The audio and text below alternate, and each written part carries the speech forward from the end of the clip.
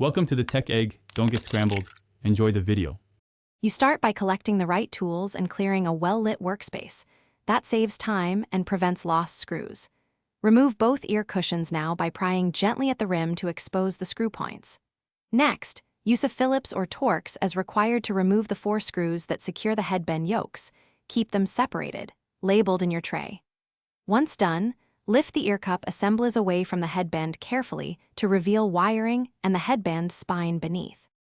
Now you'll detach the internal cable and connectors. Make sure you note which plug goes where so reassembly is straightforward.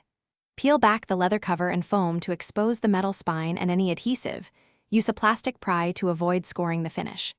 Unscrew or unclip the spine from the yokes and inspect the metal strip, springs, and clip points for bends or fractures. If glue holds components, heat very briefly to soften it. Proceed slowly to avoid tearing the cover. Fit the replacement headband spine into the yokes, routing the cable exactly as before so there's no pinching.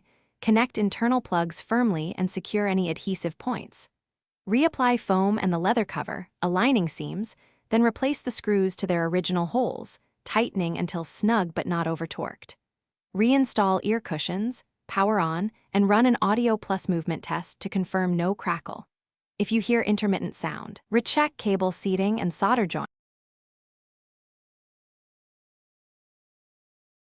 Thanks for watching. Consider subscribing if I helped unscramble your problems.